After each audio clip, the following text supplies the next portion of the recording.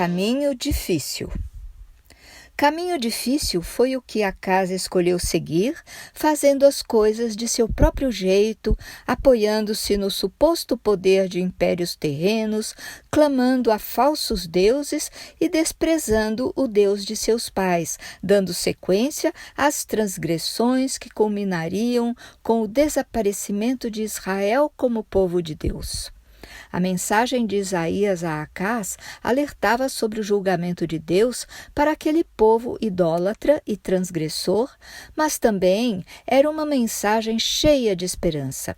O profeta depositava indiscutível fé no cumprimento das promessas do Deus da aliança e por isso afirmava: "Esperarei no Senhor, que esconde o seu rosto da casa de Jacó.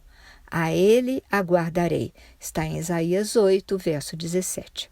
Pudesse o homem experimentar a confiança da criancinha que se atira sem nada enxergar quando o papai lhe grita: "Vem, eu te seguro."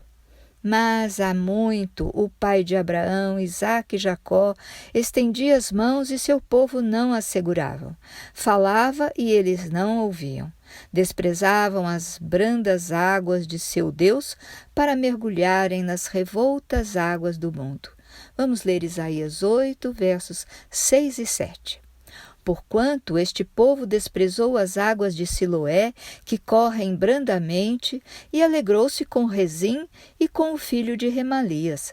Portanto, eis que o Senhor fará subir sobre eles as águas do rio, fortes e impetuosas, isto é, o rei da Assíria, com toda a sua glória, e subirá sobre todos os seus leitos e transbordará por todas as suas ribanceiras. Ao falar das águas de Siloé, nos lembramos do capítulo 9 do apóstolo João, verso 7, onde Jesus diz ao cego que buscava a cura: "Vai, lava-te no tanque de Siloé." O apóstolo amado explica que Siloé significa o enviado e conclui dizendo que o cego foi, pois, e lavou-se e voltou vendo. Desprezando as águas de Siloé, os israelitas afastaram-se de Deus e dos benefícios da aliança firmada, e por isso sofreriam as consequências de sua transgressão.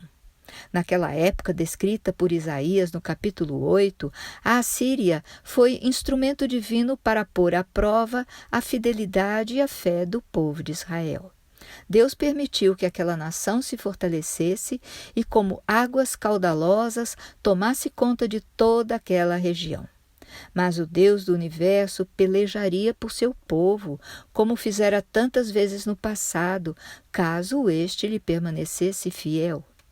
As mensagens de Isaías ao rei Acas nos remetem às promessas do Deus da aliança, firmadas através de Moisés. Assim como o rei Acas, o povo hebreu havia se apavorado diante da aproximação de um forte exército. Está em Êxodo, capítulos 14, versos 13 e 14. Moisés, porém, disse ao povo: "Não temais, estai quietos, e vede o livramento do Senhor que hoje vos fará. O Senhor pelejará por vós, e vós vos calareis." Isaías também disse a Acas que ele poderia se aquietar e se entregar nas mãos do Senhor. Mas para isso o rei precisaria reconhecer a soberania divina e sentir-se protegido por aquele que queria o melhor para seu povo. Conforme o apóstolo Paulo, em 2 Coríntios 4, versos 8 e 9, "Em tudo somos atribulados, mas não angustiados, perplexos, mas não desanimados, perseguidos, mas não desamparados, abatidos, mas não destruídos." Essa segurança, segundo Paulo, vem da fé e conclui no verso 18: "Não atentando nós nas coisas que se veem, mas nas que se não veem, porque as que se veem são temporais, e as que se não veem são eternas." O rei Acas escolheu a proteção de reis terrenos e deuses pagãos, desprezando as palavras de Isaías e fazendo tudo ao contrário do que o profeta lhe dizia. "Ao Senhor dos exércitos, a ele santificai." E seja ele o vosso temor, e seja ele o vosso assombro. Então ele vos será por santuário. Está em Isaías 8, versos 13 e 14. O Senhor é o santuário que nos dá abrigo. Ellen White diz que o Senhor é rico em recursos e pertence-lhe todo o mundo. Ela escreve em Parábolas de Jesus, página 146. Aceitemos a palavra de Cristo como nossa segurança. Não nos convidou a ir a Ele? Nunca nos permitamos falar de modo desesperançado nem desanimado. Pela fé, olhemos para o céu. Contemplemos aquele que tem luz e poder e eficiência. Quanto a temer a Deus e diante dele assombrar-se, esse temor não significa medo, nem o assombro significa pavor.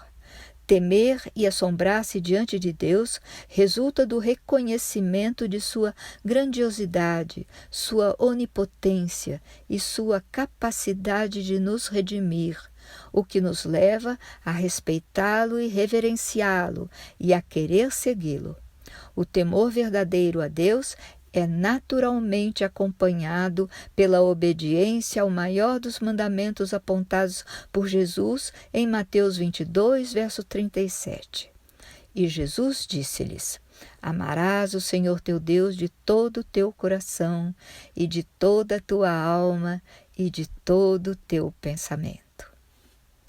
Lembremos que Isaías, quando contemplou o Senhor no trono, tomou consciência de sua indignidade, reconhecendo-se como pecador, e por isso foi purificado pela brasa ardente do altar. Foi a partir daí que Isaías não hesitou em manter firme fé no Senhor e viu-se impelido a proclamar sua palavra. Nos versos 9 e 10 do capítulo 8, o profeta desafia repetidamente os demais povos. Ajuntai-vos, ó povos, e sereis quebrantados. Dai ouvido, todos os que sois de terras longínquas. Cingi-vos e sereis feitos em pedaços. Cingi-vos e sereis feitos em pedaços. E continua no verso 10, manifestando a certeza da presença de Deus. Tomai juntamente conselho, e ele será frustrado. Dizei uma palavra, e ela não subsistirá, porque Deus é conosco. Deus é conosco, lembra Isaías, e Deus é amor e justiça. Ao mesmo tempo que abriga seu povo, pune os que não passam pela prova da obediência às suas leis. Vamos ler Isaías capítulo 8, versos 14 e 15. Então ele vos será por santuário, mas servirá de pedra de tropeço e rocha de escândalo às duas casas de Israel, por armadilha e laço aos moradores de Jerusalém. E muitos dentre eles tropeçarão e cairão, e serão quebrantados e enlaçados e presos. As leis de Deus não são impostas, mas oferecidas ao povo como escudo no duro combate entre o bem e o mal. Sem a proteção que a obediência à lei divina traz, o homem fica vulnerável às tentações e aos enganos humanos arquitetados pelo inimigo. Segundo as palavras de Jesus em Mateus 10, verso 28, e não temais os que matam o corpo e não podem matar a alma. Temei antes aquele que pode fazer perecer no inferno a alma e o corpo. Deus usa o nome de Sear-Jazub, filho do profeta Isaías, que significa um remanescente voltará, como sinal de esperança ao rei Acás. A outro filho do profeta, Deus pede que seja chamado Maer Salal Hasbaz, ou, apressando-se ao despojo, apressurou-se à presa. Estranho nome para um recém-nascido, mas que serviu como sinal ao rei Acás de que Síria e Israel seriam roubados pela Assíria. Porque antes que o menino saiba dizer meu pai ou minha mãe, se levarão as riquezas de Damasco e os despojos de Samaria diante do rei da Assíria. Está em Isaías 8, verso 4. Essa profecia data de 734 a.C. e se cumpriu 2 anos depois, em 732, quando a capital da Síria, Damasco, foi capturada pela Assíria. Quanto a Samaria, em 727 a.C., seu rei Oséias foi subjugado pelo rei assírio Salmaneser, ficando a cidade sitiada por 3 anos. Em 722 a.C., Samaria foi tomada e seu povo deportado e espalhado. Mas demorou 65 anos, contados a partir de 734 a.C., para que os israelitas deixassem de existir como povo, cumprindo a profecia de Isaías, do capítulo 7, verso 8.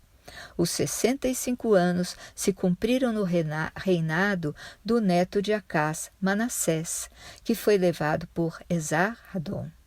Assim, tanto os israelitas do norte como os do sul acabaram deportados de suas terras e espalhados, assimilando costumes de outras nações, perdendo sua identidade como povo de Deus. É interessante saber que desse domínio assírio sobre os israelitas e vizinhos é que vai mais tarde nascer o povo samaritano.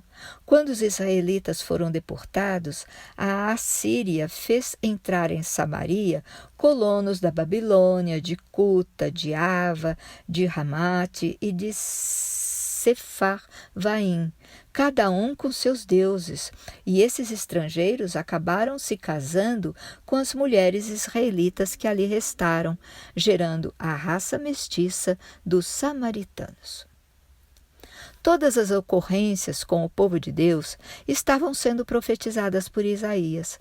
A Assíria viria como uma navalha cortar tudo o que era de Israel, e como um enxame de abelhas invadiria aquelas terras e faria mais estrago do que as moscas que Deus deixara vir da Síria, como está em Isaías 7, versos 17 e seguintes. Vamos ler o que é relatado em 2 Crônicas, capítulo 28, versos 19 e 22.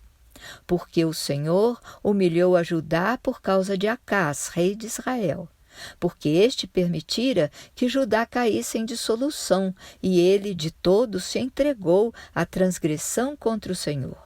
No tempo da sua angústia, cometeu ainda maiores transgressões contra o Senhor. E no verso 23, pois ofereceu sacrifícios aos deuses de Damasco, que o feriram, e disse: visto que os deuses dos reis da Síria os ajudam, eu lhes oferecerei sacrifícios para que me ajudem a mim. Porém, eles foram a sua ruína e a de todo Israel. A mensagem de Isaías a Acás tratava do julgamento de Deus.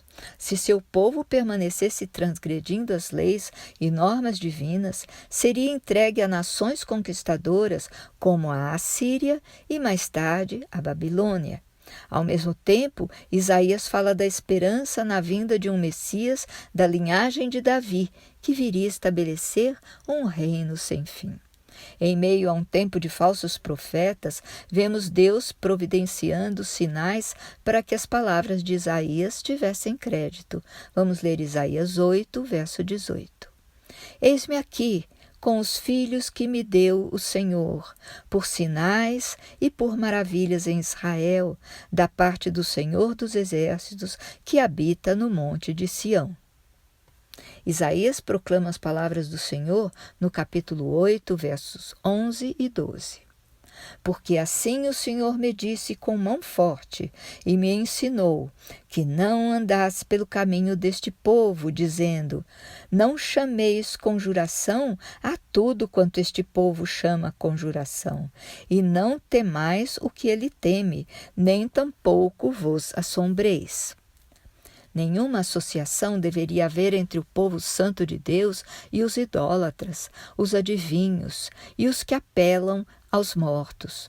Vamos ler o apóstolo Paulo em 2 Coríntios 6, verso 14. Não vos ponhais em julgo desigual com os incrédulos, porquanto que sociedade pode haver entre a justiça e a iniquidade? Ou que comunhão da luz com as trevas? Sempre há uma escolha para o homem fazer. Acás escolheu o ilusório apoio do rei da Assíria e se perdeu. Nós hoje estamos diante das 3 mensagens angélicas e teremos que fazer a nossa escolha. Por isso, o antigo livro de Isaías é tão importante em nossos dias. Deus fala a seus filhos, no passado ou hoje, através de inúmeros recursos. Como escreve Ellen White em Patriarcas e Profetas, página 587 e 588, a paciência do Senhor era muito grande para com os filhos dos homens. No entanto, quando eles persistiam obstinadamente em sua impenitência, ele removia sua mão protetora. Recusaram-se a escutar a voz de Deus nas obras criadas e nas advertências, nos conselhos e reprovações de sua palavra. Assim, ele foi obrigado a falar com eles por meio de castigos. Isaías toma a revelação contida no nome de seu filho, Maher, Salal, Ras, Bas, como testemunho atestado por Urias e Zacarias, e o sela, por se tratar de evento futuro, só compreendido por seus discípulos, aqueles que obedecem ao Senhor. Vamos ler Isaías 8, verso 16. Liga o testemunho, sela a lei entre os meus discípulos. Aquele povo de lábios impuros, do tempo de Isaías, estava acostumado a recorrer a adivinhos, ao invés de recorrer ao Senhor, que está no comando de tudo. Lembremos que, conforme 2 Reis 16, versos 10 e 11, o próprio rei era mau exemplo para o povo. Vamos ler. Então o rei Acás foi a Damasco a encontrar-se com Tiglat-Pileser, rei da Assíria, e vendo um altar que estava em Damasco, enviou ao sacerdote Urias o desenho e o modelo do altar, conforme toda a sua feitura. E Urias, o sacerdote, edificou um altar conforme tudo que o rei Acás lhe tinha enviado. E Isaías os adverte de que fora da lei e do testemunho, ou seja, fora da Bíblia, não há verdade. Está em Isaías 8, versos 19 e 20. A favor dos vivos, consultar-se-á aos mortos? À lei e ao testemunho. Se eles não falarem segundo esta palavra, é porque não há luz neles. E o resultado dessa apostasia é que o povo, oprimido e faminto, amaldiçoará ao rei e a Deus. Aqui podemos nos lembrar de Jeremias, capítulo 18, que usa como metáfora para a conversão dos arrependidos o vaso de barro que o oleiro corrige. Mas aquele povo de Judá e os moradores de Jerusalém, ao serem alertados sobre o juízo, dizem: não há esperança, porque andaremos segundo as nossas imaginações, e cada um fará segundo o propósito de seu mau coração. Ao morrer, Acás foi amaldiçoado pelo povo, não merecendo ser sepultado junto aos reis de Israel. O ocultismo, que inclui adivinhações, espiritismo e práticas que buscam respostas fora de Deus, é uma abominável traição ao Pai Criador, e Ellen White alerta para o terreno perigoso em que pisam aqueles que se dizem apenas curiosos e desejosos de um pouco de distração. O perigo reside no fato de estas práticas ocultas estarem em mãos do inimigo. Vamos ler o que a autora diz em O Grande Conflito, página 556. Porém, o espiritismo, esse grande engano que conta com centenas de milhares ou milhões de adeptos, que entrou nos centros científicos, invadiu igrejas e foi aceito nas corporações legislativas e mesmo nas cortes reais, é nada menos que o reaparecimento, sob novo disfarce, da feitiçaria condenada e proibida na antiguidade. As mensagens de Isaías destacam a ilusória e transitória glória terrena para quem se afasta de Deus. A poderosa Assíria também terá seu fim e será condenada pela sua arrogância. Vamos concluir com o que escreve Ellen White em Profetas e Reis, página 548.